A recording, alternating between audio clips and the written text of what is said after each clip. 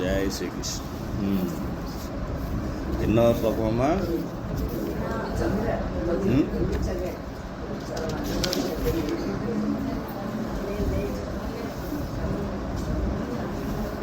తొమ్మిదవ శ్లోకం కదా.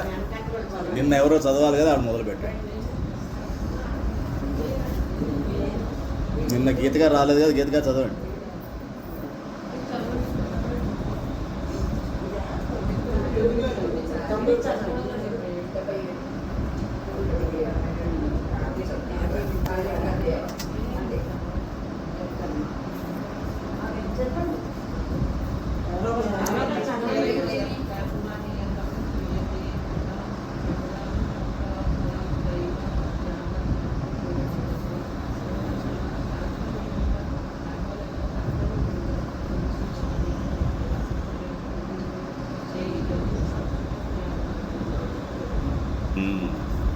కార్యమిచ్చేవ యత్కర్మ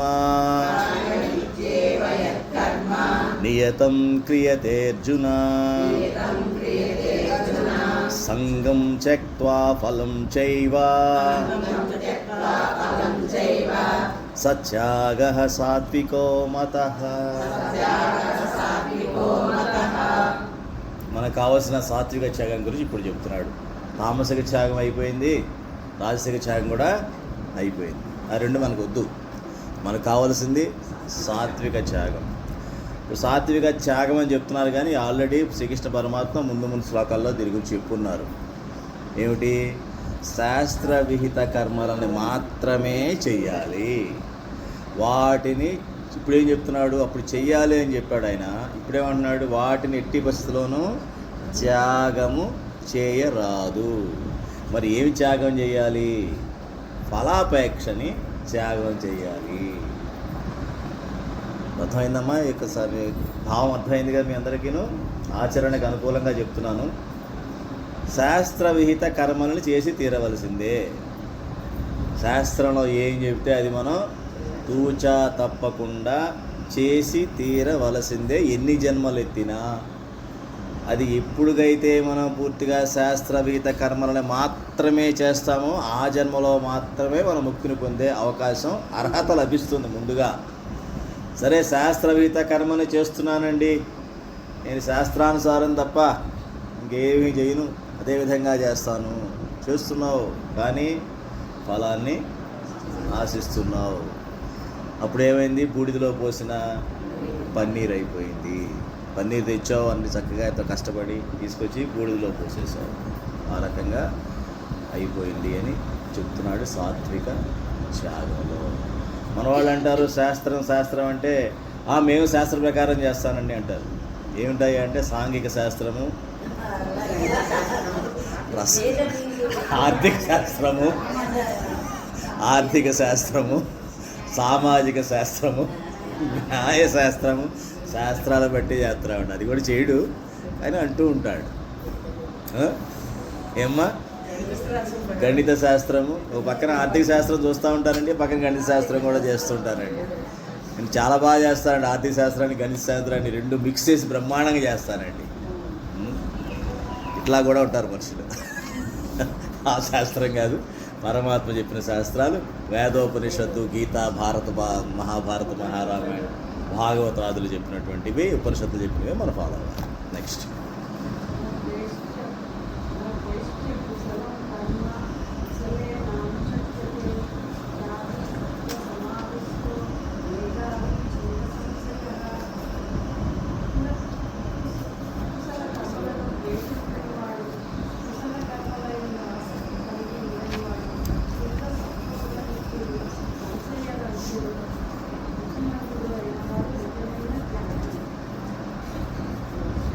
न द्वेष्ट कुशलं कर्म कुशले नानुषज्यते त्यागी सत्त्वसमाविष्टो मेधावी छिन्न संशयः. అతి కష్టమైనది, క్లిష్టతరమైనటువంటి సాధన ఇది. ఈ సాధన చేయాలంటే మనం నిజమైన త్యాగిగా మారాలి. నిజమైన త్యాగి అంటే అక్షర బ్రహ్మ అవ్వాల్సిందే, మాయాతీతం అవ్వాల్సిందే, గుణాతీతుడు కావాల్సిందే. లేకపోతే ఈ లక్షణం రాదు. ఏమిటి లక్షణం? అకుశల కర్మలను దేశింపనివాడు. రాక్షసుడు ఏం చేస్తాడు? రాక్షస కర్మలే చేస్తాడు. వాటిని మనం ద్వేషించాలా? అవసరం లేదు. వాటిని ద్వేషించడు. వాడి జాతి లక్షణం బట్టి వాడు పని చేసుకుంటాడు. నీకెందుకు ద్వేషం?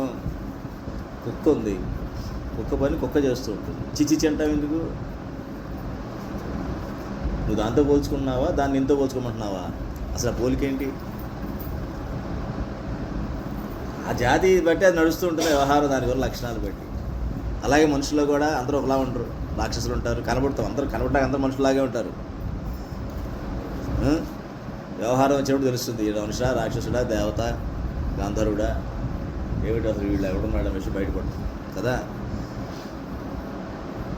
సరే, మనిషిని ద్వేషించొద్దు, ఆ కర్మలను కూడా ద్వేషించొద్దు. అందుకే మహాత్మా గాంధీ ఏమనేవారు? నేను బ్రిటిష్ వాడని ద్వేషించను, వాడు నాలాంటి మనిషే, సాటి మనిషే. ఇక్కడ బ్రిటిష్ వాడు పోలీసు అనుకో, వాడు డ్యూటీ వాడు చేస్తున్నాడు. వాడి కర్తవ్య కర్మ ఏమిటి? వాళ్ళ సర్కారు ఏం చెప్తే అంతే అది చేస్తున్నాడు. బ్రిటిష్ యొక్క కర్మలు ఏదైతే విషయాలు ఉన్నాయో వాటిని ద్వేషించను. అవి ఎక్కువ మందికి నష్టం చేస్తున్నాయి కాబట్టి అది వద్దు అని నేను వ్యతిరేకిస్తాను. ద్వేషించడం నాకు ఉపయోగం లేదు, నా మనసు పాడవుతుంది ద్వేషిస్తే. ద్వేషం నా మనసులో ఎంటర్ అయిందంటే నా మనసు కుచితం అయిపోతుంది, నా మనసు ప్రశాంతత కోల్పోతుంది కదా. ద్వేషం అన్నది, అసూయ, ఈర్ష్య ఎంటర్ అయింది అనుకోండి, నా మనసులో ప్రశాంతత ఉంటుందా? ఉండదు. ముందుగా మనం డిస్టర్బ్ అవుతాం. అదే రకంగా అకుశల కర్మలను కూడా ఒకేలా చూస్తాడు. ఎలా చూస్తాడు? కుశల కర్మల మీద ఆసక్తి కూడా చూపించడు, దాన్ని ద్వేషించడు. కుశల కర్మలు, మంచి విషయాలు మీద కూడా ఆసక్తి. అంటే ఏమిటి? నేను 10 మంది మంచి పని చేస్తాను, నేను ముందుంటా, నేనే చేస్తా ఈ పని. 10 మంది లాక్కుంటుంటారు. 10 మంది పని చేసే చోట ఏదన్నా మన చిన్నప్పుడు చూసాడు, శ్రీరామ పందిలో చూసాడు విజయవాడలో, అక్కడ కొంతమంది ఫంక్షన్స్ లాట్లో వాడు ముందు వచ్చేసి అందరిని పక్క నేను చేస్తా అంటుంటాడు. వాడికి ఆసక్తి, ఇంట్రెస్ట్ ఎక్కువ. అందరినీ చేసేవాడు చేస్తున్నాడుగా, వాడు నువ్వేందుకు మధ్యలో? అంటే మాకు ఒక రకమైనటువంటి 10 మందిలో నేను కనపడాలి. ఇక్కడ 10 మంది ఉంటే అక్కడ కావును వాలిపోతాడు వాడు. పొలిటీషియన్, రాజకీయ నాయకులు చేసే పనులు ఇవన్నీ ఏమ్మా. వాటి ఎందుకు విపరీతమైన ఆసక్తి కూడా ఉండదు. భగవంతుడు నాకు ఇచ్చినప్పుడు చేస్తా. ఇప్పుడు చేయాలి నిజంగా? అక్కడ ఎవ్వరూ చేయని పని నువ్వు చేయాలి. అదే చెప్తున్నాడు. శుద్ధ సత్వగుణయుక్తుడు. శుద్ధ సత్వగుణం, ఇంకో గుణం ఉన్నది ఆ మనిషిలో? ఉండదు. మత్సుకైనా రజోగుణం కనబడదు, తమ గుణం కనిపించదు. సరికదా? సంశయరహితుడు. ఈ పని నేను చెయ్యాలా?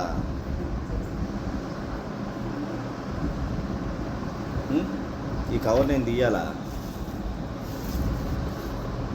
కింద నేను ఓడవాలా? కింద కూర్చోవాలా? తీసుకెళ్ళి పూర్ పీపుల్ వాడు కూర్చున్నారు భోజనం అన్నదానంలో, వాడికి నేను వడ్డించాలా?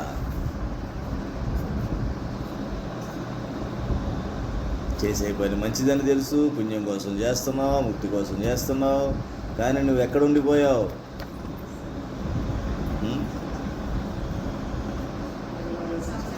ముక్తికి చాలా దూరం వెళ్ళిపోతున్నావు. ఎందుకని? భగవంతుడు పెడుతున్న పరీక్షలో ఫెయిల్ అవుతున్నావు. ఓకేనాయ్యా, నువ్వు 10వ క్లాస్లో ఎగ్జామ్ పెడతారు, ఈ 10 సంవత్సరాలు స్కూల్కి వెళ్ళావు, బుద్ధిమంతుడివే. రోజు పొద్దున్న అందరికన్నా ముందు క్లాస్లో కూర్చుంటావు, అందరూ అసలు వెళ్ళిపోయిన తర్వాత వెళ్తావు, ప్రతి పాఠం శ్రద్ధగా వింటావు, నోట్స్ రాసుకుంటావు, బ్రహ్మాండంగా చదువుతావు, రాత్రి ఇంటికి వెళ్తావు, అల్లరి చేయవు, టీవీ చూడవు, బాగా చదువుతావు, అన్నీ చేస్తావు, అమ్మా నాన్న శభాష్ అంటున్నారు, అందరు శభాష్ అంటున్నారు. 10వ క్లాస్ పరీక్ష వచ్చింది, అప్పుడు సరిగ్గా రాకపోతే ఇన్నాళ్ళు శుభ్రంగా ఉన్నది ఏమైనా ఉపయోగపడిందా? సదాచారం ఏమైనా ఉపయోగపడిందా? భగవంతుడు ఇలాంటి టెస్టులు పెడతాడు.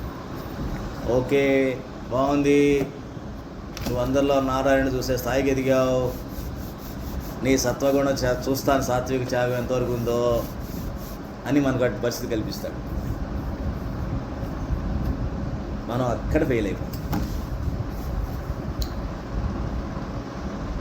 గడియారంలో ముళ్ళు ఒకసారి వస్తుంది, ఒక 12 మీద కావున 2 ముళ్ళు ఒకసారి కలుస్తాయి, అవునా? మళ్ళీ కలవా?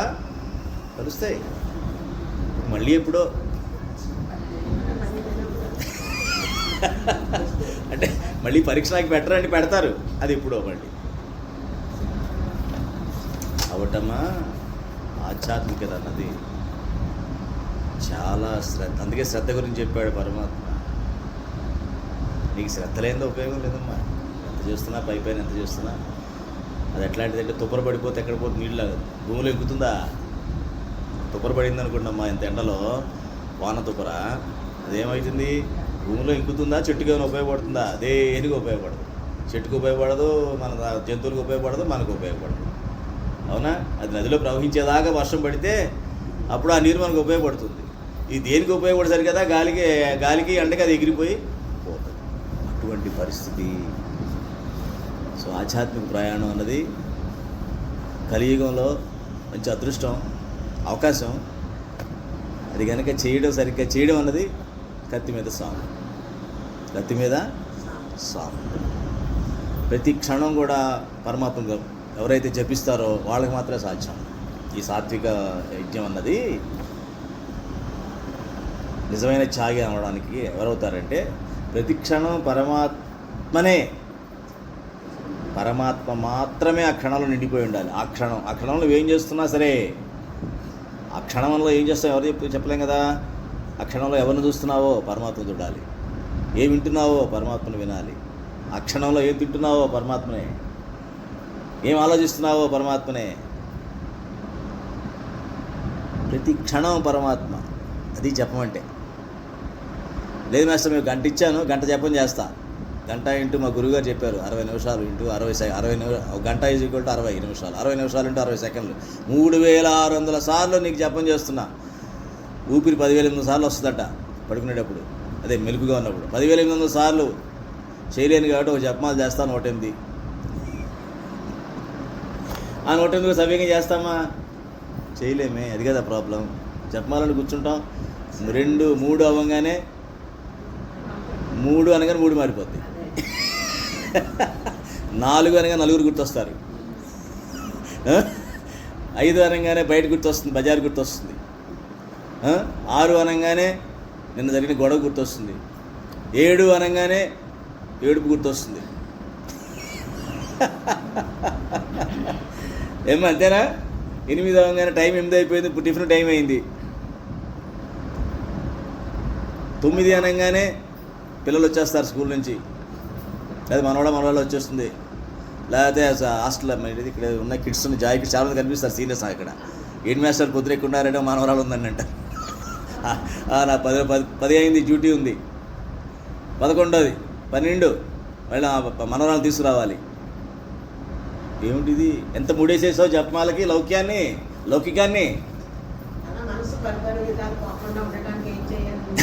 ఇప్పుడు వచ్చారు గత రామాయణంతో ఎలాగంటే రాముడు సీతకే అవుతాడండి అన్నారంట. సరదా జోక్ చేశానమ్మా, మీ క్వశ్చన్ చాలా ఆనందపడుతున్నాను నేను. లేదు మీరు అడిగింది నేను సరదా జోక్ చేశానమ్మా, మీరు కూడా అనుకోవద్దు దయచేసి. మీరు అడిగింది కరెక్ట్ క్వశ్చన్.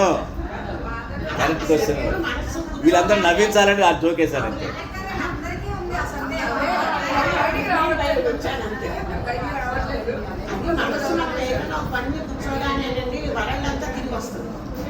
దాన్ని నిగ్రహించడానికి ఏం చేయాలని ఎప్పటి నుంచో అడగాలనుకున్నాను.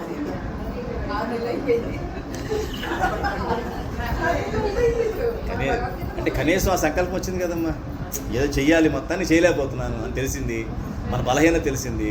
ఆ బలహీనత ఎలా అధిగమించాలో తెలుసుకోవడం అన్నది చాలా మంచి క్వశ్చన్, చాలా మంచి క్వశ్చన్. దీనికి ఒక క్లాస్ తీసుకోవాలి. నేను 2 నిమిషాలు చెప్పలేను, నేను చెప్తాను, ఆ రోజు చెప్తాను. ఇది గుర్తుపెట్టుకొని మళ్ళీ నన్ను అడగండి, నేను చెప్తాను. సీరియస్గా అడగండి, ఏదో జస్ట్ అడిగేసేసి నేను చెప్తానంటే అది ఫాలో అయి తీరాలి అంతే. అలాంటి డౌట్ క్లియర్ చేస్తాను, ఇలా చేయను, ఎందుకంటే చాలా చెప్తాను. అది ఆ సంకల్పం ఉండాలి, ఆ సంకల్పం ఉండాలి. నేను చెప్పింది కరెక్టేనమ్మా? ఎలా వెళ్ళిపోతుందో చెప్పమాలా, అవునా కదా? అలాగే అయిపోతాను. అంటే ప్రతి క్షణాన్ని లోకానికి అర్పించేసాం మనం. ఈ మాయతో విపరీతమైన శాంతాడు బంధం వేసేసుకుంటాం. మంగళసూత్రాన్ని తీసి పక్కన పెట్టి పడుకుంటారేమో కానీ ఈ టైంతో ఈ మాయతో మటుకు ఎట్టి పరిస్థితుల్లో మనం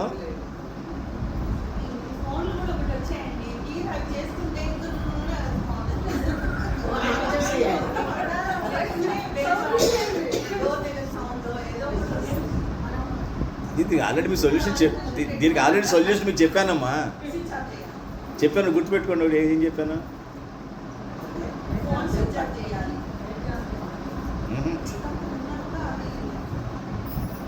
ఆవిడ చెప్పింది కరెక్ట్. నెంబర్ వన్ అది ఫస్ట్ నెంబర్ 1 అది ఏకాంతం. ఇప్పుడే చెప్పేస్తాను ఆల్రెడీ. Number 1 step అదమ్మా.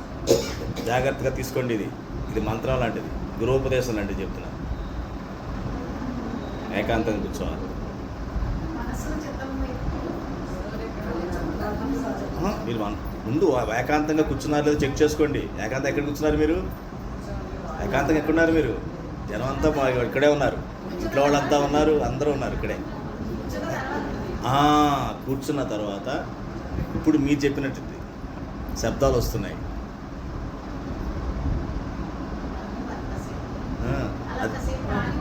రానివ్వడం కాదు, అందులో భగవన్ నామం చూడు.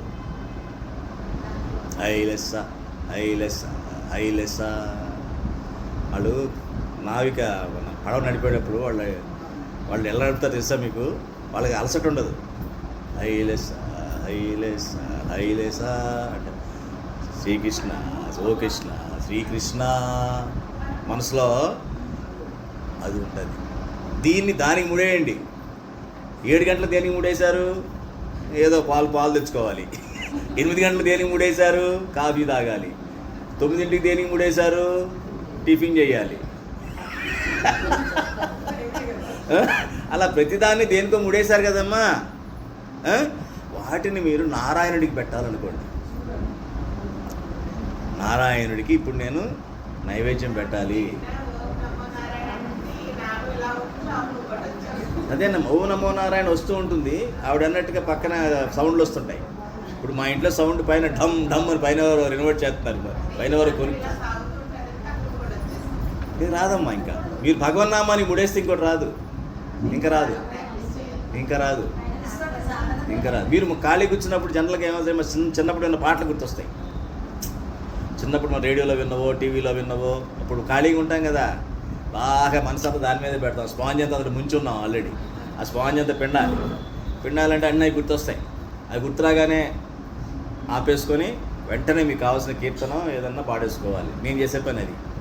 వెంటనే పాట పాడకుండా ఏదన్నా పాట, మంచి భక్తి పాట, ఏదైనా పిచ్చి పాట గుర్తొస్తుంది అనుకోండి, అంటే ఎవడో పాడుతుంటాడు, మన అది వచ్చేసి మన నోట్లోకి వచ్చేస్తుంది. అది పక్కన ఎవడో విన్నా, అది అక్కడ పొరపాటున విన్నా కూడా వచ్చేస్తుంది. వెంటనే దాన్ని కట్ చేసి, కట్కం ఏంటి, 2 కట్కాలు చేతిలో ఉండాలి మీకు ఎప్పుడు.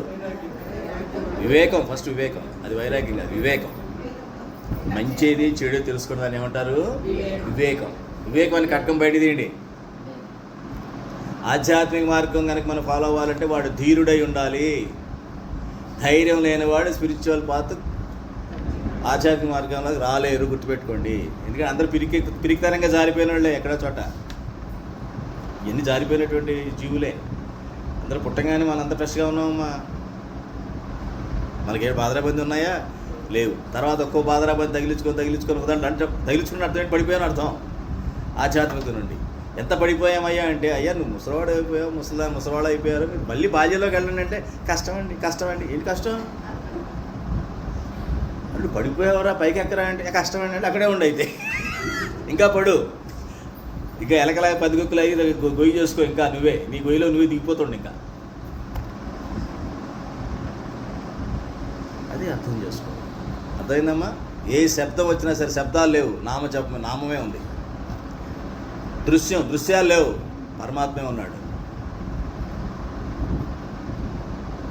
రుచి లేదు, పరమాత్మే ఉన్నాడు. నేను తినట్లే కదా, తినేదెవరు? పరమాత్మ ఇచ్చేటప్పుడు రుచిగా పెట్టాలా? అవసరంలా, శుచిగా పెట్టాలి. పరమాత్మకి పెట్టాల్సింది ఎలా పెట్టాలి? శుచిగా పవిత్రంగా పెట్టాలి. పవిత్రంగా అంటే లేదండి వాడు మంచి కొత్త కొత్త కొనుక్కొచ్చి బంగారు పాత్రలో పెడుతున్నానండి. ఈ లోపల ఏముంది? ఇనుము ఉంది. మనసేమో ఇనుము బురద. ఈ బురదతో బంగారు తలతల మెరిసేదాంతో పెడుతున్నానంటే ఉపయోగం లేదు. ఎందుకంటే ఆయనకి దాని సంబంధం లేదు. అంతా మాయల కింద చూస్తాడంతా. ఈ బ్యాగ్ అయినా, బంగారు గిన్నె అయినా, ఈ సెల్ అయినా, ఈ కళ్ళజోడైనా, ఈ శరీరం అయినా, మిమ్మల్ని అందరినీ కూడా ఆయన చూసేదంతా కూడా మాయలో ప్రకృతిలో చూస్తాడు. కానీ ఆ బంగారం అండవు. బంగారు మాయ అని ఏదో సినిమాలో లాగా మంచి దొంగ అని చెప్పాను చూసారే, బంగారు దొంగలాగా. బంగారు మాయానికి డ్యాన్స్ వేయడు దైవం. తెలిసి నీకు కొంచెం 4 ఎక్కువ వరాలు ఇవ్వడు. శుచి, బాహ్య అంతర్ శుచి. అది పెట్టారనుకో, మీరు తింటున్నారనుకో, ఆయన పెడుతున్న ఫీలింగ్ మీకు వచ్చిందనుకో, అయిపోయింది. మీలో రుచిపోతుంది కదా. అప్పుడు రుచి అన్న చూడరు కదమ్మా, శుచి ఒకటే చూస్తున్నారు, పరమాత్మ పెడుతున్నారు. అంత హాయిగా ఉంటుంది. అది చెప్తే తెలీదు, మీరు ప్రాక్టీస్ చేస్తే తెలుసు. ప్రాక్టీస్ చేస్తే తెలుసు. అప్పుడు ఏం జరుగుతుంది? మీరు ఎక్కడికి వెళ్ళినా, ఎక్కడ ఏ స్థితిలో ఉన్నా తినడం నేర్చుకుంటారు. అబ్బాయి నాకు నచ్చదండి ఇక్కడ అలాంటి తిన్నాం, అబ్బాయి ఇది ఇలాంటి తినండి, ఆ ప్లేట్లో చేసి కొబ్బరి చెప్పులు ఎవరు తింటారండి? తిన్నాం. అన్నీ వంకలు నెంబర్ 1 2 3 4 5 6 7 8 9 10 ఎన్నో ఉన్నాయి మనకి. ఎన్ని చిక్కుముళ్ళలో ఉన్నా అర్థమైపోతుంది. అప్పుడే మన మైండ్ ఎక్కడెక్కడ జంప్ చేస్తుందో అర్థమైపోతుంది. ఎవరో లేని వాటికి వెళ్ళారమ్మా, ఇక్కడ కూడా చిన్న సత్యనారాయణ వ్రతం ఏదో చేసుకున్నారు. వాళ్ళకున్న స్తోమతలో ఫలం, పుష్పం ఏదో పెట్టారు, చేసుకుంటున్నారు, భక్తిగా చేసుకుంటున్నారు. మీరు వెళుతుంది భక్తి సామ్రాజ్యంలోకి వెళుతున్నారు. వెళ్ళిన తర్వాత ఇవన్నీ కనిపించకూడదు కదా, మాత్రమే కనిపించాలి కదా. వీలైతే మనం వాళ్ళు హెల్ప్ చేయాలి కదా కూర్చొని. అది నిజమైన త్యాగి లక్షణం. ఏం కనపడవు. అది సంశయరహితుడు. ఏమి కావాలో ఎప్పుడు శుద్ధ సత్వస్థితిలోనే ఉంటాడు. రాజేశంలో కాసేపు, తామసంలో కాసేపు అటు ఇటు దొర్లుకుంటూ వచ్చి మళ్ళీ దులుపుకొని వచ్చి కూర్చొని ఇలా అండవు. ఏమ్మా, కొంత మీకు క్లారిటీ వచ్చిందా?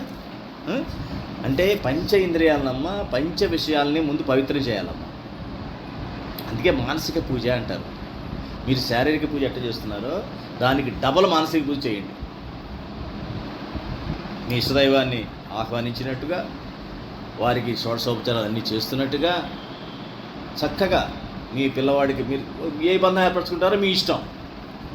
భగవంతుడితో మీరు ఎటువంటి బంధం ఏర్పరచుకుంటారో మీ ఇష్టం. మీరు తల్లి ఏమా ధ్యానం కాదు, ఫిజికల్గా చేస్తున్నట్టే. ఇప్పుడు మీకు పిల్లవాడికి మీ ఇంతవరకు జీవితంలో మీకు ఇష్టమైన ఘటనలు ఏంటి, ఆ రకంగా బంధం ఏర్పరచుకోండి భగవంతుడితో. మీకు జీవితంలో అసలు మంచి కుటుంబ సభ్యులే లేరు, ఒక మంచి స్నేహితులే ఉన్నారు. మీరు మంచి స్నేహితులుగా ఉండగలరు ఎవరితోన్నా సరే అనుకుందాం. ఒకళ్ళ గొప్ప లక్షణం, మంచి స్నేహితుడిగా మీరు ఉండగలరు ఎవరికైనా సరే. అది మీ వాళ్ళ గొప్పతనం. ఆ బంధంతో భగవంతుడిని పెట్టుకోండి. అర్థమైందా? లేదు, మీరు చిన్నపిల్లల్ని చాలా బాగా చూస్తారు. చిన్నపిల్లలకి చూడడం అన్నది మీలాగా ఎవరు చూడలేదు, మీరు అందులో ఎక్స్పర్ట్. భగవంతుడిని పిల్లాడుగా చూసుకోండి. అర్థమైందమ్మా?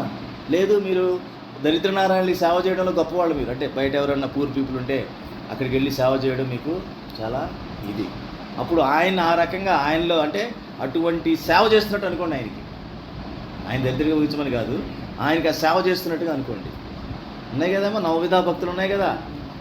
నవవిధా భక్తులు సఖ్యం, ఆచరణ, ఆత్మనివేదం, వందనం, ఇవన్నీ ఉన్నాయి కదమ్మా. అట్లాగే మీకు ఏ బంధం మీకు మంచిగా అనిపిస్తుందో జీవితంలో ఆ బంధం కుటుంబ సభ్యులుగా పెట్టుకోండి. కొడుకో కూతురో బాగా ఇష్టం ఉంటే వాళ్ళ పేరు అంటే ఈ బంధం మిగతా ఏ బంధం కన్నా తక్కువ ఉండకూడదు, అన్నిటికన్నా ఎక్కువ ఉండాలి. అన్నిటికన్నా ఎక్కువ ఉండాలి. లేదు మీకు ఫాదర్ అంటే ప్రేతమైన ప్రేమ. ఇంకెవ్వరు కూడా ఇప్పటివరకు జీవితంలో చిన్నప్పుడు మీ నాన్న మీ అమ్మ వాళ్ళే ఇష్టం తప్ప ఇంతవరకు భర్త కానీ పిల్లలు కానీ చుట్టాలు కానీ గోళ గందరగోళం అంతా ఏం లేదు వాళ్ళ మీద. ఏదో కర్తవ్యం నిర్వర్తిస్తున్నాం అంతే అని ఉందనుకోండి. ఉదాహరణకి భగవంతుడిని ఒక తండ్రిగా భావించండి, లేదు ఒక తల్లిగా భావించండి. భావించి ఆ ప్రేమను అట్లా అందజేయండి. ఎందుకు రాదు అప్పుడు చెప్పండి నాకు. ఇదమ్మా మీ ప్రశ్నకి సమాధానం మూలం ఇది. మనందరం కూడా ఫీల్ అయ్యాం భగవంతుని అంశం మనలో ఉంది, ఎక్కడో ఆ ప్రేమను ఫీల్ అయ్యాం. ఆ ప్రేమను భగవంతుడికి ఫెవిస్టిక్ లాగా అతికిచ్చేయండి, అది ఎక్కడో పోదు ఇక, అది ఎక్కడికి పోదు.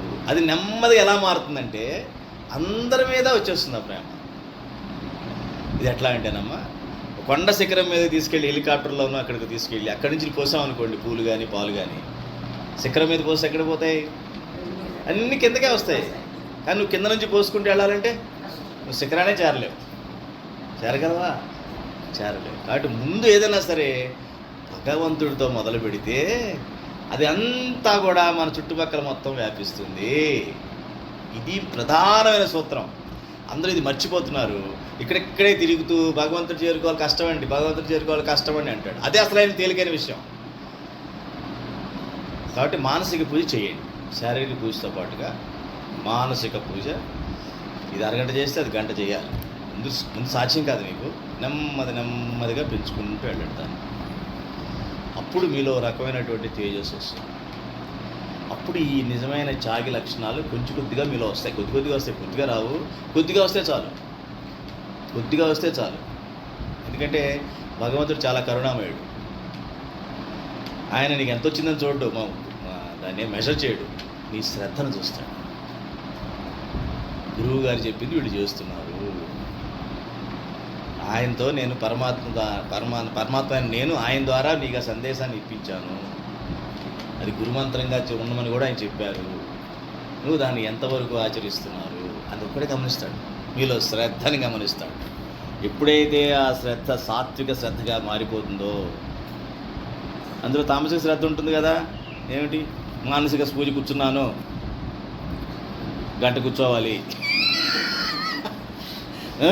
అంటే నీకు అనుకుంటాం, కానీ నిజంగా లోన ఏమి ఉండదు. ఏదో 10 నిమిషాలు 5 నిమిషాలు ఉంటుంది, తర్వాత ఉండదు కదా. లేకపోయినా పర్వాలా, అది కష్టం, ఎందుకులే అవసరం లేదు, ఇన్నాళ్ళు చేస్తాం, ఇంకేం చేస్తాం ఇవన్నీ అని కూడా తామసికం. రాజసికం అనమాట. ఎందుకులే అనవసరం వదిలేయడం. తామసికం అంటే ఏంటి? పూర్తిగా దానికి విరుద్ధం. అంటే కూర్చుంటాం కానీ మొత్తం బయట ఆలోచిస్తూ ఉంటాం. బయటికి చెప్పడం మానసిక పూజ చేశానని అంటుంటాం. అది తామసికం. అలా కాకుండా నెమ్మదిగా 2 పోతాయి. స్టార్టింగ్ 2 ఉంటాయమ్మా, కంగారు పడద్దు. కానీ ఒక పట్టుదలగా మీ జీవితంలో ఎన్నో పనులు చేశారు ఇప్పటివరకు. ఇక్కడివరకు మీరు వచ్చారంటే జీవితంలో మీ పట్టుదల అయితే ఏ పని అవ్వలేదు. ఇంతవరకు గుర్తుపెట్టుకోండి. సో మీరు శక్తివంతులే, మీరు బలహీనులు కాదు. పరమాత్మ కృప మీ మీద ఉంది. లేకపోతే ఇక్కడ వచ్చి కూర్చోరు, ఈరోజు ఈ పాఠం మీరు వినరు. ముఖ్యంగా ఈరోజు విషయం చెప్తున్నాను. మీరు అడిగిన ప్రశ్నకి, మీలో ఉన్న సంకల్పానికి ఇది కరెక్ట్గా పరమాత్మ ఇచ్చినటువంటి సందేశం. మానసిక పూజ గురించి సత్సంగంలో ఆమె చెప్పారండి. ఆమె వాక్యం చేస్తూ మానసిక పూజ చేసుకుంటారు. కాగితం కూడా రాసి ఇచ్చారు ఆమె అన్నీ. అసలు అప్పుడు అంత పట్టించుకోలేదు.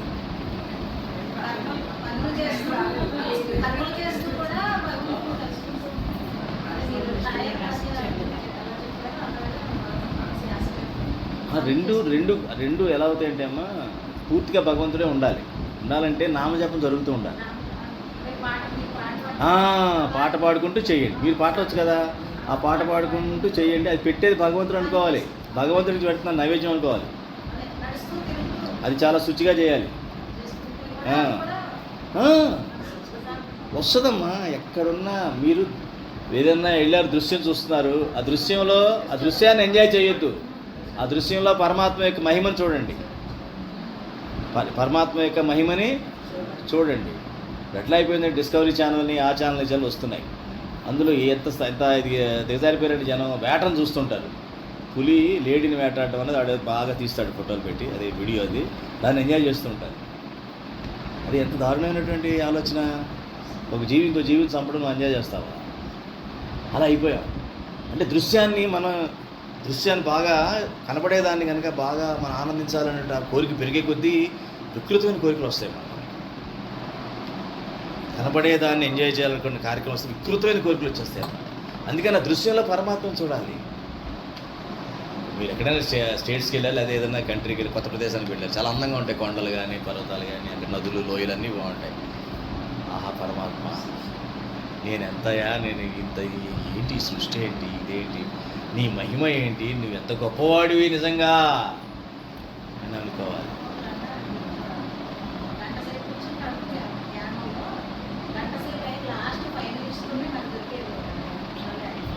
ఏంటి?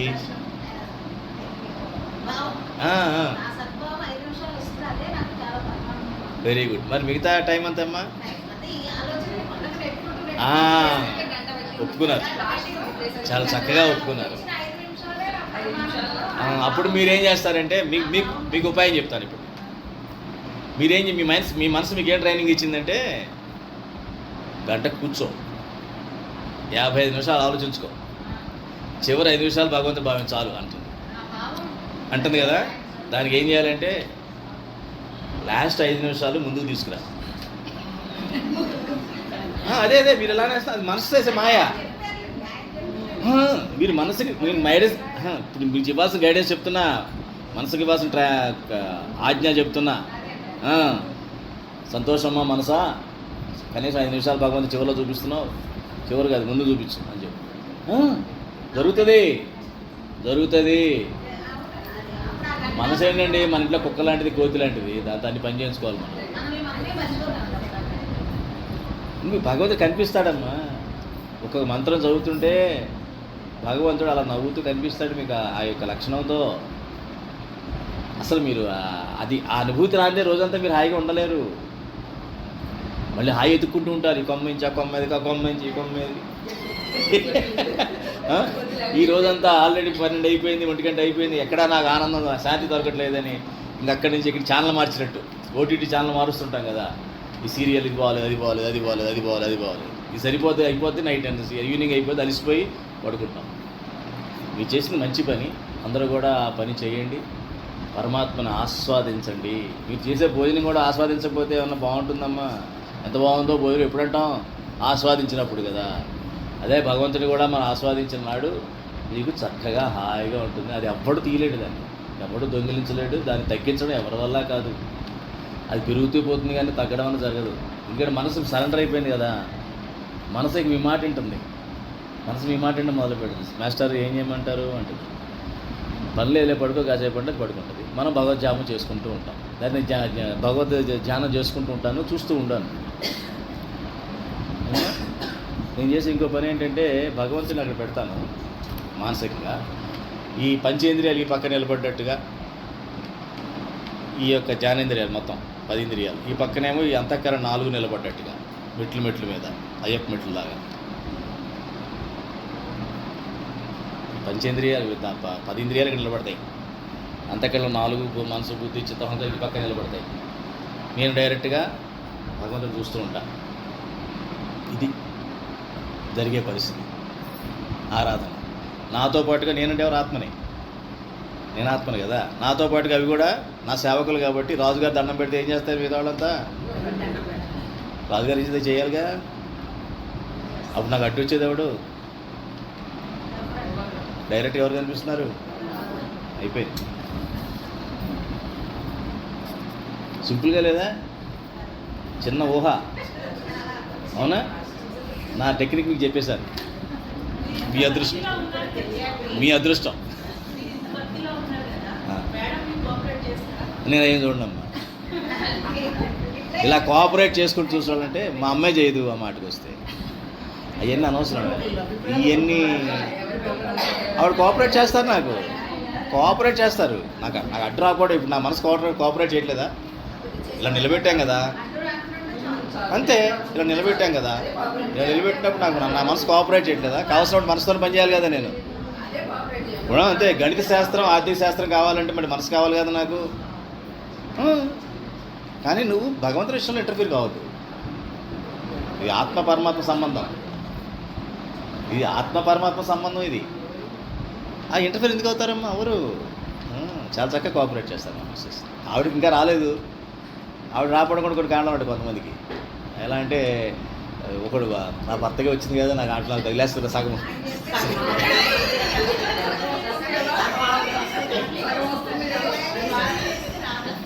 అదే అది ఏ భ్రమలు ఉండుంటాయమ్మా అందరికీ.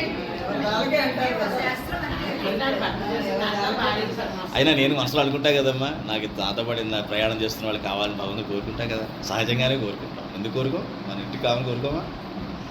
అది వాళ్ళకి ఒక రకమైన కంఫర్ట్ ఇస్తుంది. అది చాలు కదా, కనీసం ఆ కంఫర్ట్ ఇవ్వగలుగుతాను కదా అని.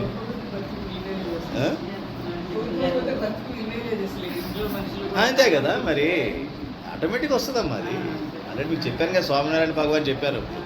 అప్పుడు నాకు మీరు భక్తి గురించి అడిగారు కదా, స్వామినారాయణ భగవాన్ యొక్క ఒక టీచింగ్ నాకు బాగా అట్రాక్ట్ చేసింది. నా భక్తి పెరగడానికి కారణం కేవలం స్వామినారాయణ భగవానే, ఇంకెవరు కాదు. ఉన్న విషయం ఖచ్చితంగా మీకు చెప్తున్నాను. ఎందుకంటే నాకు ఉన్న మీరు అడిగిన డౌట్లు చాలా ఉండేవి, చాలా ఇప్పటివరకు మీకు ఎలా ఉన్నాయో అలాగే అన్ని సంప్రదాయాలు నాకు ఎక్కడ తీరలా, అవన్నీ కూడా ఇక్కడికి వచ్చాక మొత్తం క్లారిటీ వచ్చేస్తుంది.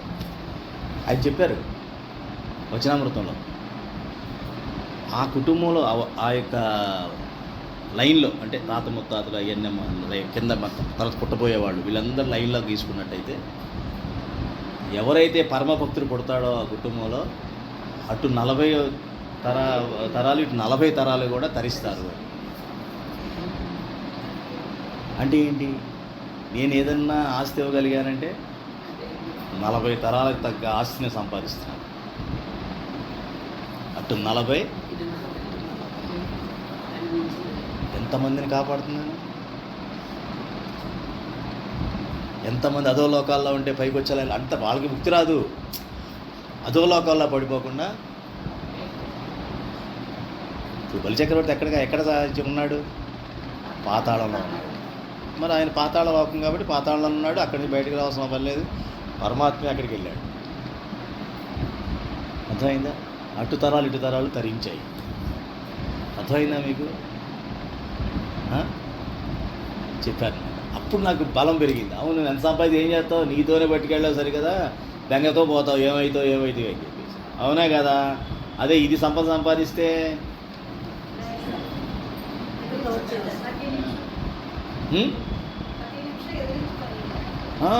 అప్పుడు ఎందుకు వేస్ట్ చేస్తానమ్మా? మీకు ప్రతి నిమిషం ఒక కాసు బంగారం అన్నారనుకోండి, ప్రతి నిమిషం ప్రతి సెకండ్ కూడా మీరు వేస్ట్ చేస్తారా? అదే సమస్య లేదు, ముందు ఇది తర్వాత మిగతాది.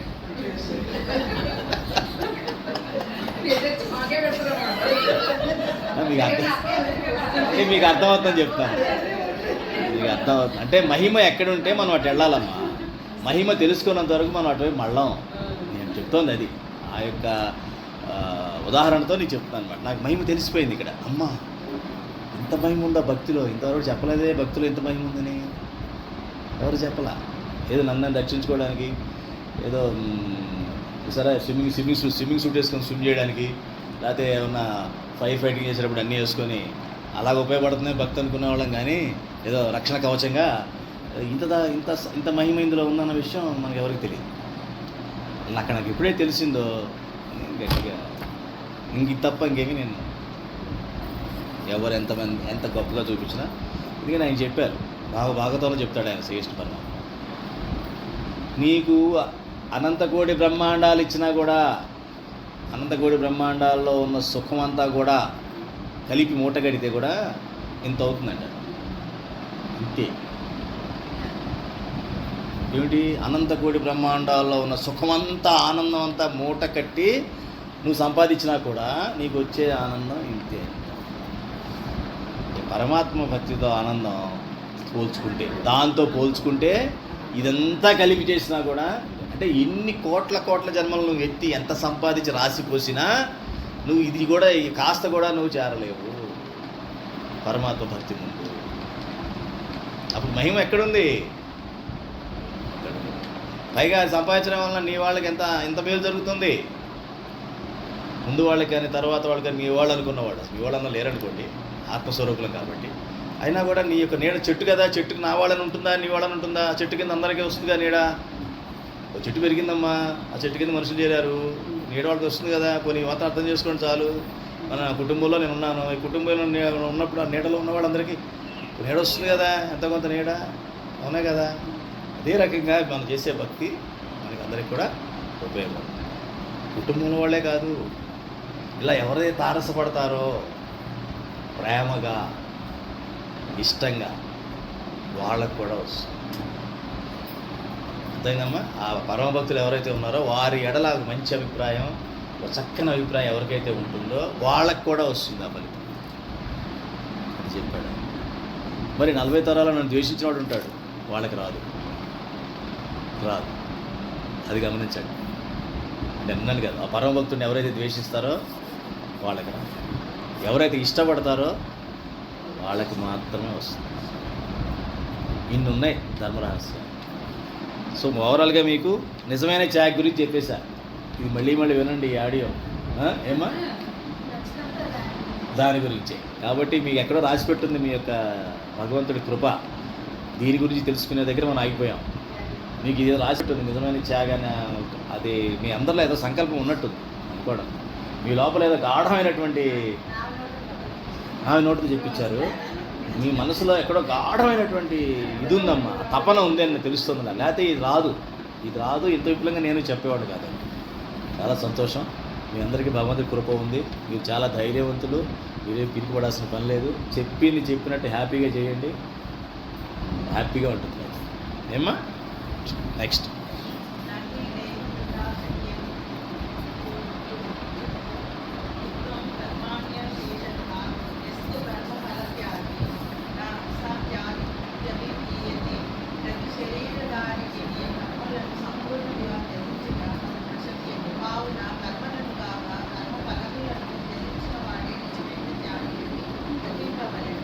నహి దేహభృతాశక్యం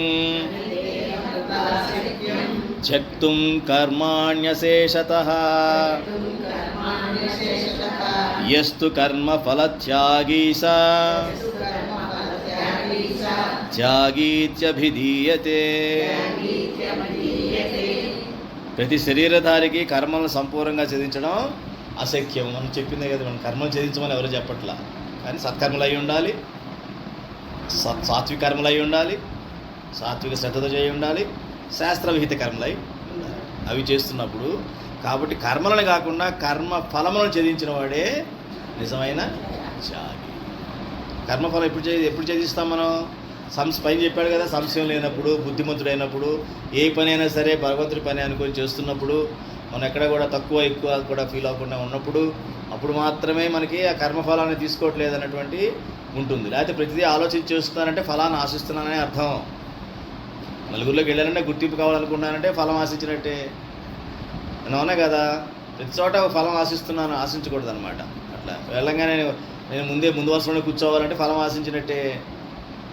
ముందే కూర్చోవాలి అని అంటే ముందు కూర్చో, లేదు అంటే అరే ముందు వెనకాల కూర్చుంటున్నాను ఇవాళ, ఇలాంటి రాకూడదు. మళ్ళీ అంటే ఫలం ఆశిస్తున్నావు, చిన్నటికి కూడా ఆశిస్తున్నావు. అర్థమైందమ్మా? మన సాధన కోసం చెప్తున్నాయి ఇవన్నీ. చిన్నవి ఎక్కడుంటే అక్కడే భగవంతుడు ఇచ్చింది. భగవంతుడి కృప, నువ్వు ఇచ్చావు, నీ ఇష్టం అంతే. నీ ఇష్టం అంతా నీదే, కానీ నాదేమీ లేదు. అది అంత సర్వం జగన్నాథం, ఆయనకి అప్పచెప్పాలి. నెక్స్ట్ ఇష్టం చ త్రివిధం కర్మణః ఫలం భవత్యాదినాం ప్రేత్య అటు సన్యాసినాం క్వచిత్. కర్మఫలత్యాగం చెయ్యని మనుషుల కర్మలకైతే మంచి చెడు మిశ్రమం అని 3 విధములుగా ఫలములు. మరణానంతరము వారు వాటికి తప్పక అనుభవించే తీరగలరు. కానీ కర్మఫలత్యాగం వచ్చిన కర్మయోగులు తమ కర్మల ఫలములను ఏ కాలముందైనను ఏ విధముగాను అనుభవింపవలసిన ఉండదు. అనిష్టమిష్టం మిశ్రం చ త్రివిధం కర్మణః ఫలం భవత్యాగినాం ప్రేత్య నతు సన్యాసినాం క్వచిత్. కర్మఫల త్యాగం ఎవరైతే చేయరో, కర్మఫలాన్ని త్యాగం ఎవరైతే చేయరో వాళ్ళకి ఆ కర్మ ఫలితాలు వస్తాయి. ఎలా వస్తాయి? మంచి రావచ్చు, చెడు రావచ్చు, మంచి చెడు కలిసి మిశ్రమం కూడా రావచ్చు. దాన్ని వాళ్ళు అనుభవించి తీరాల్సిందే. అలా కాకుండా కర్మ ఫలాలను త్యాగం చేసి కర్మ చేసినటువంటి యోగులకి ఏ కాలంలో కూడా వాళ్ళకి ఎటువంటి అనుభవం అవసరం, ఆ ఫలాన్ని అనుభవించాల్సిన అవసరం ఉండదు. ఏ కాలం అంటే కొంతమందికి కళలో కూడా పీడకలు వస్తుంటాయి. కళల్లో అది కూడా కర్మఫలమే. అంటే అటువంటి స్వప్నావస్థలో కూడా వాళ్ళకి అటువంటి ఏమీ రావు. వాళ్ళు ఏ కాలంలో కూడా వాళ్ళకి ఎటువంటి ఆ కర్మఫలం అనుభవించాల్సిన అవసరం రాదు. ఎందుకంటే కర్మమే లేదు కదా, అంటుకోలేదు కదా వాళ్ళకి ఏదిను. మనకు అంటుకున్నవే మన మనసులోకి వస్తాయమ్మా, మనకు అంటుకొనివి ఏది మనసులోకి రావు. అర్థమైంది కదా, అది చెప్తున్నాను. కాబట్టి కర్మఫలాన్ని అనుభవిస్తాను అంటే అనుభవించు, కానీ దానివల్ల మంచి వస్తుంది, చెడు వస్తుంది, రెండు మిక్స్ కూడా వస్తుంది. దాన్ని ప్రారంభం అనుభవిస్తే రాసింది. నెక్స్ట్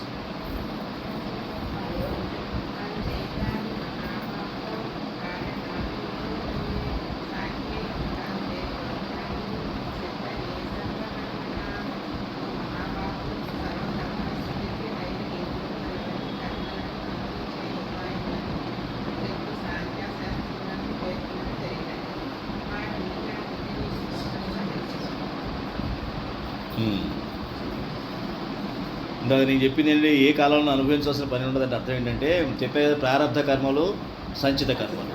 మన భగవంతుడి భక్తిలో ఉండి కర్మఫలాన్ని ఆశించకుండా మనం చేసినట్లయితే ప్రారంధ కర్మలు చిన్నవి అయిపోతాయి.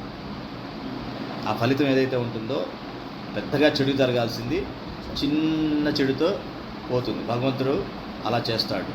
సంచిత కర్మలు ఏవైతే ఉంటాయో అవి నాశనం అయిపోతాయి.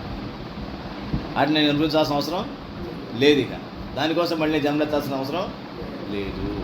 అదనమాట ఏ కాలం ఉందైనా ఏ జన్మ అయిందని అర్థం. అది ఇప్పుడు పంచైతాని మహాబాహో కారణాని నిబోధమే సాంఖ్యే కృతాంతే ప్రోక్తాని సిద్ధయే సర్వకర్మణాం. ఈ సర్వకర్మల సిద్ధికి 5 హేతువులు ఉన్నాయని కర్మలను అంతం చేసే ఉపాయాలు తెలిపే సాంఖ్య శాస్త్రంలో చెప్పారు. అవి ఏమిటో ఇప్పుడు మనం తెలుసుకుందాం. సాంఖ్య శాస్త్రంలో ఏం చెప్పారో 5 సాధనాలు ఏమిటో ఇప్పుడు మనం తెలుసుకుందాం. నెక్స్ట్ అధిష్టానం తథాకర్త కరణంచ పృథగ్విధం వివిధాచ పృథక్చేష్ట దైవం చైవాపి పంచమం. కర్మకు స్థితి ఎందు అధిష్టానము, కర్త, వివిధములైన కరణములు, సాధనములు, నానా చేష్టలు, దైవమానము, 5 హేతువులు. అంటే ఒక కర్మ చేస్తున్నాం, ఆ కర్మ ఎక్కడ మొదలవుతుంది, ఎక్కడ అంతమవుతుంది? చదవలేదా? చదువుతా అలా అంతం అవుతుంది అన్నమాట. అధిష్టానం తథా కర్త కరణం చ పృథగ్విధం వివిధాశ్చ పృథక్ చేష్టా దైవం చైవాత్ర పంచమం. అంటే ముందు చేసేది ఎవరు? కర్మ, శరీరం. తర్వాత దేంతో చేస్తుంది శరీరం? అది సాధనాలు, కరణములు అంటారు అన్నమాట. అది కరణములు అంటారు. దేంతో చేస్తామో దాన్ని సాధనములు, కరణములు అంటారు. ఆ తర్వాత చేసే పని, ఆ పని ఏదైతే ఉంటుందో అదొకటి. ఇవన్నీ అంటే ఆ చేష్టలు అంటారు వాటి. ఇట్లా లెక్క పెట్టుకుంటే చివరికి దైవం. ఇలా 5 అన్నమాట. ఈ 5 హేతువులు అవుతాయి ఒక కర్మ కంప్లీట్ కావడానికి. అయితే మనం ఏం చేస్తాం? ఈ 5 శరీరంతో చేస్తాం, వాస్తవమే. దేంతో చేస్తాము? మనసుతో చేస్తాం జనరల్గా. తర్వాత ఈ దశేంద్రియాలతో ఉపయోగించి మనం చేస్తాము, అంతఃకరణతో కలిపి చేస్తాము. ఆ చేసే పని మంచా చెడా, కరెక్ట్గా చేస్తున్నానా లేదా, జ్ఞానంతో చేస్తున్నానా, అజ్ఞానంతో చేస్తున్నానా, సరిగ్గా చేస్తున్నానా, దానికి మళ్ళీ చెడగొడుతున్నానా, ఆ పని పవిత్రంగా చేస్తున్నానా, అపవిత్రంగా చేస్తున్నానా, ఇవన్నీ కూడా అక్కడ వస్తాయి. ఆ చేసే విధానం అన్నమాట. చివరికి దైవం. ఈ 5 కర్మలో ఉంటాయి. అంటే మన కర్మకి ఫలితాలు ఇచ్చేది ఎవరు మరి? పరమాత్మే కదా. అందుకని దైవం ఏమన్నాడు? మా ఫలేషు కదాచన కర్మణ్యేవాధికారస్తే మా ఫలేషు కదాచన. కర్మ చేయడానికే నీకు అధికారం ఉంది. ఫలం ఏ ఫలం ఇదే ఫలం నాకు కావాలి అని చెప్పే అధికారం నీకు లేదు. అది నాది అని చెప్పాడు. అంటే చివరికి కర్మఫలాన్ని ఇచ్చేది పరమాత్మ. కాబట్టి అది చెప్తాడు అనమాట. కర్మల సిద్ధి, ఆ సిద్ధి ఎలా వస్తుందంటే అధిష్టానం అంటే శరీరం అనమాట. కర్త అంటే మన ఆత్మే, జీవాత్మే చేస్తుంది. వివిధములైన కరణములు వాడి చేష్టలు, దైవము, ఇవి 5 కూడా హేతువులు. ఏదైనా కర్మకి ఫలితం వస్తుందంటే ఈ 5 కలిపితేనే ఫలితం వస్తుంది, పూర్తవుతుంది కర్మ. నెక్స్ట్ కర్మ ప్రారంభతే న్యాయం వా విపరీతం వా పంచయతే తస్యే తవ మానవ మనస్సు వాక్కు శరీరమును ఆచరించు శాస్త్రానుకూలమైన లేక విపరీతమైన ఏ కర్మలైనను ఈ 5 హేతువులతో ఒప్పుచుండును. ఇందా నేను చెప్పింది వాడు విపులీకరించి చెప్తున్నాడు. శరీర వాంగ్మనోభిర్యత్కర్మ ప్రారభతే నరః న్యాయం వా విపరీతం వా పంచైతే తస్య హేతవః. అంటే మీరు పంచేంద్రియాలు, దశేంద్రియాలు, అలాగే అంతఃకరణం, ఇవన్నిటితో కలిపి మీరు చేసేటువంటి కర్మ శాస్త్రవిహిత కర్మ అవ్వచ్చు, శాస్త్ర నిషిద్ధ కర్మ కావచ్చు, ఏదైనా కర్మే కదా. దానికైనా దీనికైనా కూడా ఈ 5 హేతువులే. ఏమ్మా నెక్స్ట్. తత్రైవం సత్ కర్తారం ఆత్మానం కేవలం తు యః పశ్యత్య కృతబుద్ధిత్వాత్ న స పశ్యతి దుర్మతిః. అట్లా అయినప్పటికీ సర్వకర్మలకు 5 హేతువులే మూలమైన అయినప్పటికీ విపరీత బుద్ధి కారణమున ఏ మనుష్యుడు కేవలుడు అంటే నిరంజనుడు శుద్ధ స్వరూపుడైన ఆత్మను సమస్త కర్మలకు కర్తగా భావించును అట్టి మలిన బుద్ధి గల అజ్ఞాని యథార్థమును గ్రహింపలేడు. తత్రైవం సతి కర్తారం ఆత్మానం కేవలం తు యః పశ్యత్య కృతబుద్ధిత్వాత్ న స పశ్యతి దుర్మతిః. కొంతమంది ఏమనుకుంటారంటే అదేమిటి కర్మ చేస్తోంది నువ్వే కదా, అంటే ఆత్మే కదా చేస్తోంది అని అంటారు. ఆత్మే చేస్తోంది కదా అని అంటారు. అంటే ఏంటి, కర్మలన్నింటినీ ఆత్మకి ఆపాదిస్తారు. ఆత్మ దేనికన్నా అంటుకుంటుందా? అసలు ఆత్మ ప్రమేయం ఉందా? ఆత్మ కేవలం ఎనర్జీ ఇస్తుందంటే. ఉదాహరణ చెప్పాలంటే ఫ్యాన్ తిరుగుతోంది, లైట్లు వెలుగుతున్నాయి, అక్కడ ఏంటది ఫ్రిడ్జ్ ఉంది, ఏసీ ఉంది, అన్నీ పనిచేస్తున్నాయి రకరకాలు. అన్నిటికీ కారణం ఒకటే, ఏంటది? కరెంట్. ఆ కరెంట్కి ఏమైనా అంటుకుంటాయా? దీనికి సంబంధించినట్టు మంచి చెడులు అంటుకో. కానీ అది శక్తి, అది ఆ పని చేయడానికి కావాల్సిన శక్తి మట్టుకు అదే. అన్నిటికీ శక్తి అదే. కానీ ఆ శక్తిని వాడుకొని నువ్వేం చేస్తున్నావు అన్నది నీ మీద ఆధారపడు. దానికే సంబంధం ఉందా? ఇప్పుడు ఆ ప్లగ్లో ఏలు పెట్టావు అనుకో, ఏమవుతుంది? షాక్ కొట్టి పోతాడు. అది ఎవరు తప్పు? కరెంటుదా? అది అంటే ఆత్మకి ఎటువంటి సంబంధం లేదు. ఆత్మ చేయించాలి ఆ పని, మీకు మన బుద్ధి చేయించింది ఆ పని. అర్థమైంది కదా? అలాగే అలా కాకుండా లేదండి నేనే ఆత్మ కాబట్టి ఆత్మే ఎన్నిటి కారణం అని కొంతమంది విపరీత బుద్ధులు వాళ్ళు చెప్తారు. అది అలా చెప్పేవాళ్ళు అజ్ఞానుడు, వాళ్ళకి యథార్థము తెలియదు, వాళ్ళు ఆత్మని గ్రహించకుండా ఆత్మకే జీవాత్మ కన్ఫ్యూజ్ అవుతూ ఉంటారు. వాళ్ళు నేనే చేస్తాను కదా అంటే నేనేంటి ఆత్మే కదా, ఆత్మ నేను అన్నారు కదా మరి నేనే కదా చేస్తుంది అని అంటూ ఉంటారు. ఆత్మ ప్రకాశం లోపల మొత్తం బాడీ అంతా ప్రతి కణాన్ని కూడా అది శక్తివంతం చేస్తూ ఉంటుంది అన్నమాట. కరెంట్ లాగా ఇక్కడ ఉంటుందన్నమాట, గుండెకి యువతల చిన్నగా ఉంటుంది. అది దాని ప్రకాశం. ఇప్పుడు ఈ రూమ్లో లైట్ వేస్తే, తలుపులన్నీ వేసి చిన్న బెడ్ లైట్ వేసినా కూడా అవి వెళ్తారు, ఆ మూల దాకా వెళ్తుంది. అలాగే ఆత్మ ప్రకాశం బాడీ అంతా వస్తుందన్నమాట. ఇది జీవాత్మ ప్రకాశం. పరమాత్మది సృష్టి అంతా ఉంటుంది అట్లాగే, అంతే తేడా. పరమాత్మ సృష్టి అంతా ఆయనే ఉంటాడు, మా జీవాత్మ కేవలం ఈ బాడీ వరకే ఉంటుంది, ఈ శరీరం దాటేది వెళ్ళదు. మరి ఈ తేజస్సు అన్నది ఏంటి? కొంతమంది గురువులకి ఇలాగ అక్షర బ్రహ్మలకి వీళ్ళందరికీ వాళ్ళు కూడా మనలాంటి మనుషులే, శరీరం కలిగిన వాళ్ళే, కానీ వాళ్ళ విపరీతమైన ఔరా ఉంటుంది, కూడా అంతా తేజస్సు ఉంటుంది. పరమాత్మ లోన కంప్లీట్గా ఆయన కూర్చుంటాడు కాబట్టి ఆ బయట తేజస్సు ఎంత ఉందో అంతా వాళ్ళల్లో ఉంటుంది. బాగా చెప్పారు. అది తేడా తెలిసిందా? అజ్ఞానికి జ్ఞానికి, ఆత్మకి పరమాత్మకి. నెక్స్ట్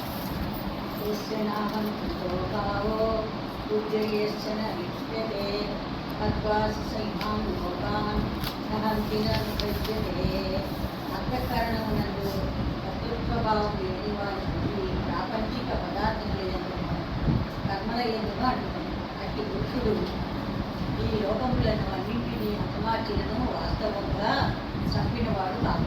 అతనికి ఎట్టి వాహనములను అంటారు. యస్య నాహంకృతో భావో యస్య నాహం కృతో భావో బుద్ధిర్యస్య న లిప్యతే బుద్ధిర్యస్య న లిప్యతే హత్వాపి స ఇమాన్ లోకాన్ హత్వాపి స ఇమాన్ లోకాన్ నహంతి న నిబధ్యతే. నహంతి న నిబధ్యతే. ఎవరైతే కర్తృత్వ భావం లేకుండా, కర్తృత్వ భావం అంటే సర్వకర్తాహర్త ఎవరు? పరమాత్మే.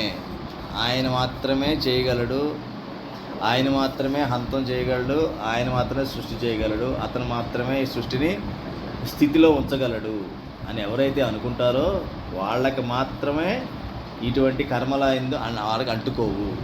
వాడు కర్మలు చేస్తున్నా అవి వారికి అంటుకోవు. లేక మిగతా వాళ్ళకి అంటుకుంటాయి.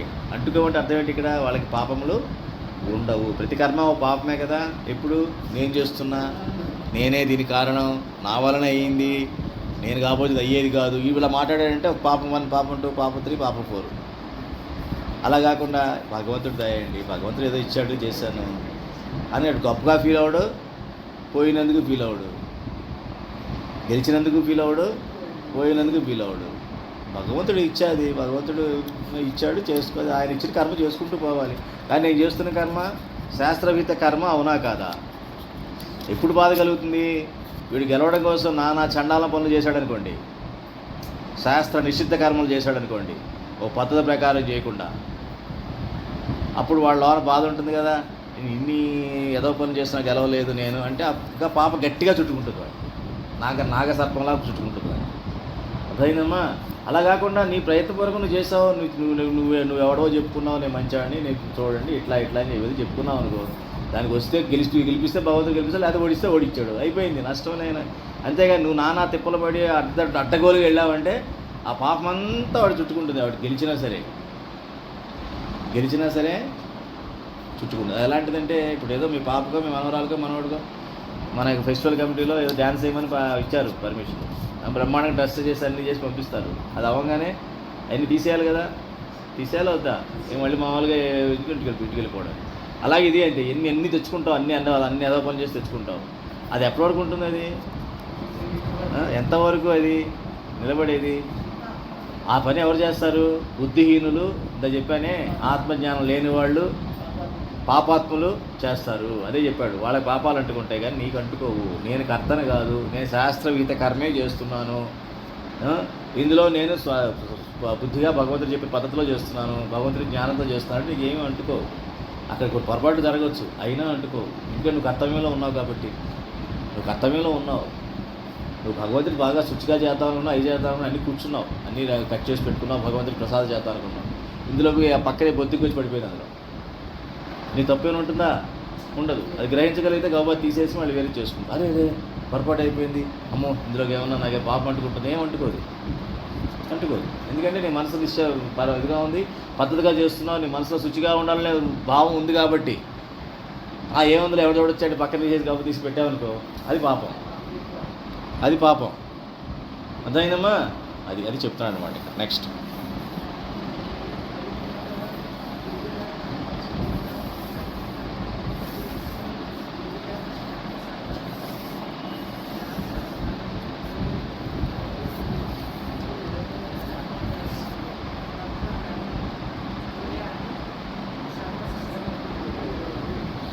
జ్ఞానం జ్ఞేయం పరిజ్ఞాత త్రివిధా కర్మ చోదన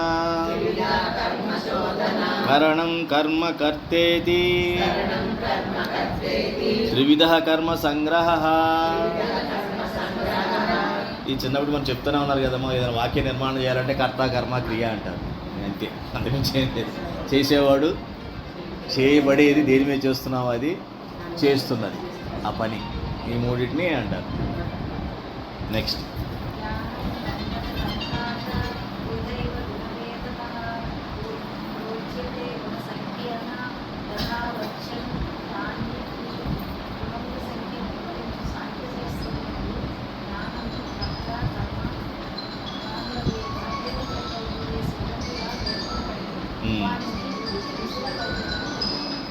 జ్ఞానం కర్మ చ కర్తా చ త్రిధైవ గుణభేదతః త్రిదైవ గుణభేదతః రోచతే గుణసంఖ్యానే రోచతే గుణసంఖ్యానే యథావశృణుతాన్యపి. యథావశృణుతాన్యపి. మళ్ళీ ఈ జ్ఞానము కర్త కర్మ అని ఏవైతే అనుకున్నామో, జ్ఞానము జ్ఞేయము జ్ఞాని అని అనుకున్నాం కదా, జ్ఞాత అని, అలాగే కరణము కర్త క్రియ అని అనుకున్నాం కదా, ఇవి కూడా ఈ మూడు కూడా మళ్ళీ 3 గుణాలు ఆధారపడి ఉంటాయి. అంటే కర్త మళ్ళీ 3 గుణాలు, క్రియ 3 గుణాలు, అలాగే కరణం కూడా 3 గుణాలు. అంటే చేసేవాడు ఏ గుణంతో ఉన్నాడు, చేసే పనిముట్టు సాధనం కరణం ఏ గుణంతో వాడకూడదో ఏది వాడుతున్నాం, అలాగే చేయబడేటువంటి క్రియ కూడా మళ్ళీ ఏ గుణం అంటుకుంటాం దానికి, వీటి బట్టి కూడా రకరకాలుగా దాన్ని విడదీశాము. అది రేపు మనం తెలుసుకుంటాం. ఏమా ఎన్ని 19 అయినాయి. ఇంకోటి చదువుతా 20 అవుతుంది. సర్వభూతేషు ఏనైకం భావమవ్యముచ్యతే అవిభక్తం విభక్తేషు ప్రజ్ఞానం విద్ధి సాత్వికం. వేర్వేరుగా కనిపించు సమస్త ప్రాణులందు శాశ్వతుడైన పరమాత్మయే విభాగరహితుడిగా సమభావంతో స్థితుడై ఉన్నట్లు జ్ఞాని అయిన వారు చూచును. అట్టి పురుషుని జ్ఞానమును సాత్విక జ్ఞానంగా తెలుస్తుంది. సర్వభూతేషు ఏనైకం సర్వభూతేషు ఏనైకం భావమవ్యయమీక్షతే భావమవ్యయమీక్షతే. అవిభక్తం విభక్తేషు అవిభక్తం విభక్తేషు తజ్ఞానం విద్ధి సాత్వికం. జ్ఞానం విద్ధి సాత్వికం. సాత్విక జ్ఞానం ఉన్న జ్ఞాని ఏ రకంగా ఆ పని చేస్తాడు, ఏ రకమైన స్థితిలో ఉంటాడు. ఇప్పుడు జ్ఞాని గురించి తెలుసుకున్నాం కదమ్మా. సాత్విక జ్ఞాని చెప్తున్నాడు ముందు. ఈ సాత్విక జ్ఞాని అన్నవాడు ఏ స్థితిలో ఉంటాడు, ఆ జ్ఞానము జ్ఞేయము రెండింటికి చేసినప్పుడు అతను సమత్వ స్థితిలో ఉంటాడు. అంటే ఏంటి, సమస్త ప్రాణుల్లో కూడా పరమాత్మయే ఉన్నాడు. ఇవన్నీ కూడా డ్రెస్సులు. ఈ ఈ ప్రాణులన్నీ కూడా పై కనబడేవి, నా కంటి కనబడేవన్నీ కూడా దుస్తులు మాత్రమే. అన్నిట్లోనూ అన్ని జీవంలోనూ పరమాత్మ మాత్రమే ఉన్నాడు. ఈ కనబడే పై కనబడే రంగులు రకరకాల జీవన్నీ కూడా దుస్తు లాంటివే. కాబట్టి వీళ్ళందరూ కూడా వేరు కాదు, వీళ్ళందరిలోనూ పరమాత్మ ఉన్నాడు అనే జ్ఞానం స్థితిలో ఈ సాత్విక జ్ఞాని ఉంటాడు. రేపు చూద్దాం మిగతాయి అమ్మా. కంటిన్యూ చేద్దామా? రేపు చేద్దాం.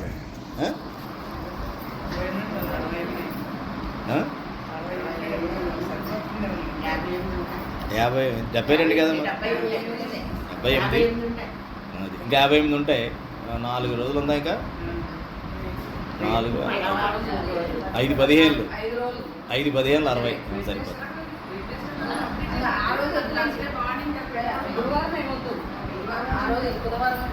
ఓకే, రేపు అవగొట్టేద్దాం. కావాలంటే ఒక 5 అవగొడదామా? ఒక 5 చేద్దామా? 20 5 చదవండి.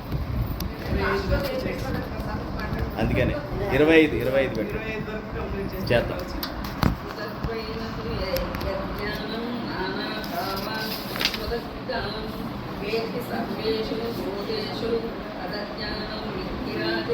అంటే మీకు బోరు కొడుతున్నాను నేను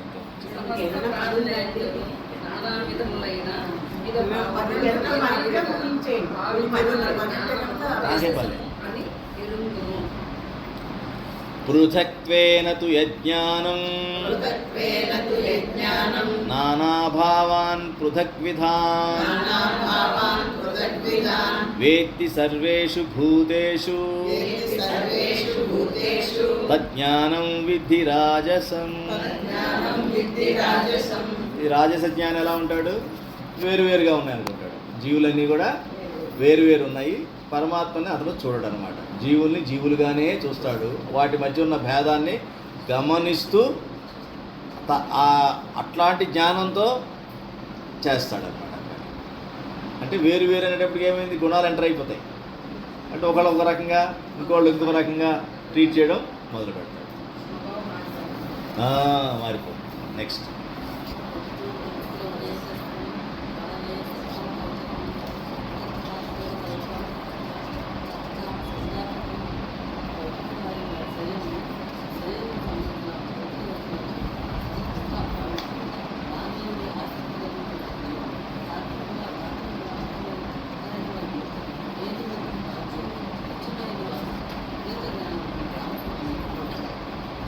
యత్తు కృష్ణవదేకస్మిన్ కార్యే సక్తమహైతుకం అతత్వార్థవదల్పం చ తత్తామసముదాహృతం. ఇప్పుడు వచ్చారు అసలైన వాడు. వీడేం చేస్తాడు? అసలు ఆత్మే లేదు, ఏమీ లేదు, ఈ దేహమే ఆత్మ అని చెప్పేసి వాడు ఏమంటాడు? మొత్తం శరీరమే ఆత్మ అని చెప్పేసేసి అన్నిటి మీద ఆసక్తిగా ఉంటాడు. శరీరం ఎటు పంపిస్తే అటు ఆసక్తిగా వెళ్ళిపోతుంటాడు. ఇంద్రియాలు ఎటు తోలితే అటు పోతుంటాడు. ఏ విషయాల మీద తోలితే ఆ విషయాల మీద పోతూనే ఉంటాడు. వాడిది తామస జ్ఞాని. వాడే జ్ఞాని అంటే వాడికి జ్ఞానం ఉంది కదా, అజ్ఞానం ఉంది. అలాంటి తిడతాడు మనల్ని, అదే జ్ఞానం అంటాడు. పర్వాలేదు, నీకు జ్ఞానం ఉంది నాయన, శ్రీకృష్ణ పరమాత్మ చెప్పినట్టుగా నీకు కూడా జ్ఞానం ఉంది కదా, దాని పేరు తామస జ్ఞానము. దాని పేరు తామస జ్ఞానము. నీకు జీవితాంతం రెస్ట్ అనేది ఉండదు. ఇంకా నువ్వు ఎప్పటికి ఇక లక్ష్యం లేదు. జ్ఞానం అదే కదమ్మా. ఆ జ్ఞానానికి ఏంటి? ఇంద్రియాలు, విషయాలు, పంచేంద్రియాలు, విషయాలు. ఇవాళ ఏంటి? ఇవాళ నా బాడీని సాటిస్ఫై చేశానా లేదా? ఈ శరీరం కోరుకున్న, ఇంద్రియాలు కోరుకున్న అన్ని పనులు చేశానా లేదా? ఈ రకరకాలుగా అయితే ఆలోచిస్తాడు. ఇంకా రేపు గురించి ఆలోచించేవాడు. ఏముందండి, ఆడైనా పోతాడు, ఈడైనా పోయేవాడే, ఎవడుంటాడు భూమి మీద శాశ్వతం ఇలా మొదలెడతాడు. ఉల్టా జ్ఞానం ఇస్తాడు మనకి. ఉల్టా జ్ఞానం ఇచ్చేటప్పటికి అమ్మో ఈయన భగవంతుడు అనిపిస్తాడు కొంతమందికి. ఇప్పుడు మన తామసంలో ఉంటే, అందుకే మనం జాగ్రత్తగా సాత్వికంలో ఉండాలి. తామసంలో లాక్కెళ్ళిపోతాడు. నెక్స్ట్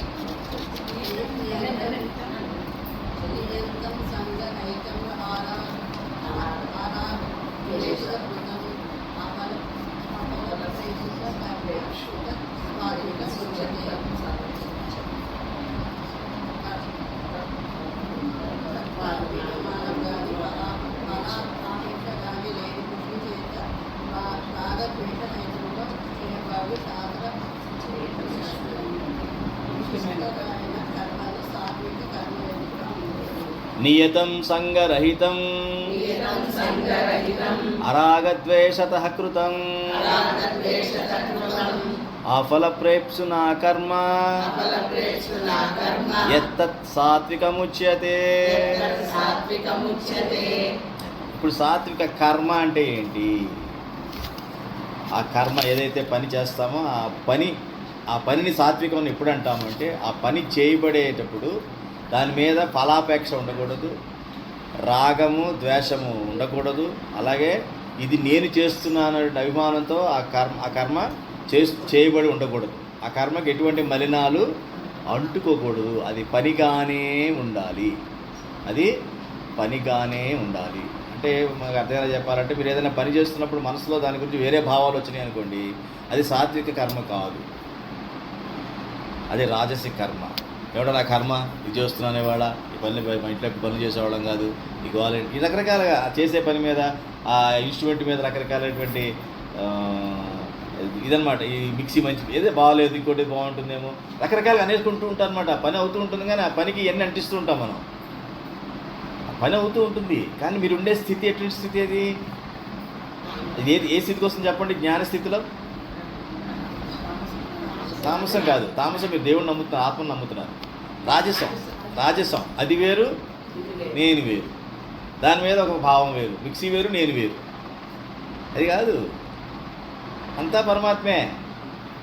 అందులోనూ కూడా నువ్వు చూడగలిగే దాన్ని కూడా అదే రకంగా చూసి నువ్వు చేసే కర్మ అంటే అప్పుడు ఆ జ్ఞానంతో కర్మ చేస్తున్నావు. అంటే సాత్విక జ్ఞానంలో ఉంటే తప్ప ఈ సాత్విక కర్మ చేయలేవు.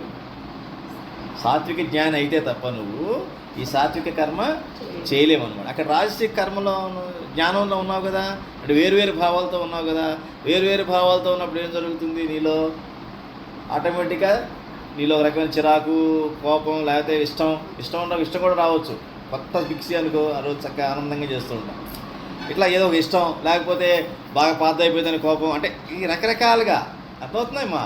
అది రాజశేఖమైన జ్ఞానంగా ఉన్నారు మీరు అప్పుడు, దాంతో పని చేస్తున్నారు. సో రాజశేఖమైనటువంటి కర్మ అవుతుంది కానీ అది సాత్విక కర్మగా మారదు. తమో కర్మ మీకు రాదులే, ఎందుకంటే సత్సంగులకు రాదు. కానీ బయట వాడు తమో కర్మలో ఉంటారు. వాడు ఏం చేస్తాడు? విసిరి పడేస్తాడు మిక్సీని. వాడికి అసలు మరి అంటే శరీరానికి ఇబ్బంది కలిగించి దేన్ని కూడా భరించడు వాడు. వాడి శరీరమే ఆత్మ కదా వాడి శరీరమే ముఖ్యం. శరీరం ముఖ్యం కాబట్టి నాకు ఇబ్బంది పెడుతుందా? వాడి గోడ గిసిరి కొట్టి కొడుకుంటాడు అన్నమాట.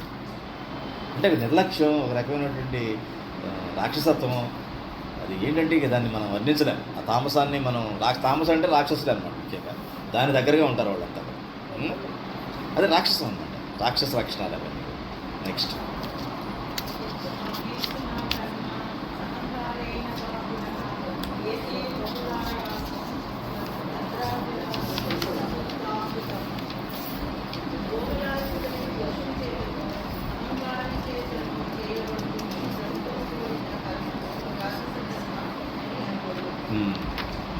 యత్తు కామేప్సు నా కర్మ సాహంకారేణ వా పునః క్రియతే బహుళాయాసం తద్రాజసముదాహృతం. ఇది చెప్పక్కల మీకు అర్థమైపోయింది. భోగలాలసుడై ఉంటాడు, అహంకారంతో చేస్తాడు, ఏ పని చేస్తాడు. అది రాజస కర్మ. నెక్స్ట్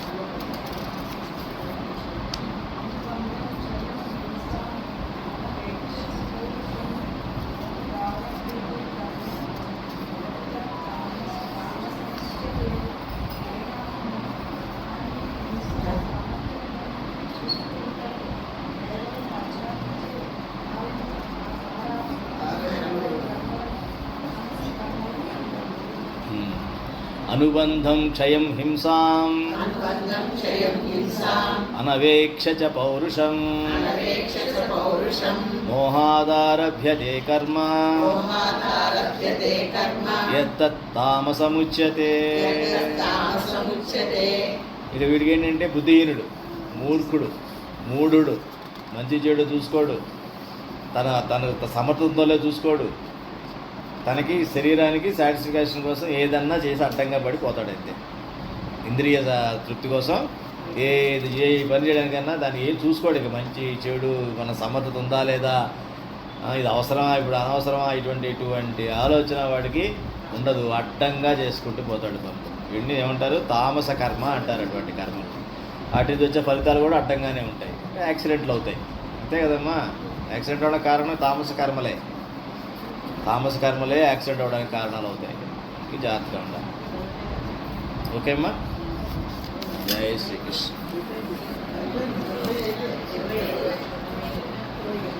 25 అయినాయి అమ్మా. రేపు 25 అవగొట్టేద్దాం.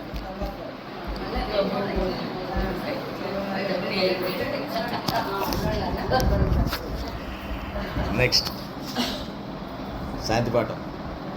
ఓం సహనా భవతు సహనౌ భునక్తు సహ వీర్యం కరవావహై తేజస్వినావధీతమస్తు మా విద్విషావహై. ఓం శాంతి శాంతి శాంతి. యదక్షరపదభ్రష్టం చ యద్భవేత్ తత్సర్వం క్షమ్యతాం దేవ నమోస్తుతే. కాయేన వాచా మనసేంద్రియైర్వా చాత్మనా వా ప్రకృతే స్వభావాత్ కరోమి యద్యత్ సకలం పరస్మై నారాయణాయేతి సమర్పయామి. నారాయణాయేతి సమర్పయామి. జై శ్రీరామ్, జై శ్రీకృష్ణ, జై స్వామినారాయణ.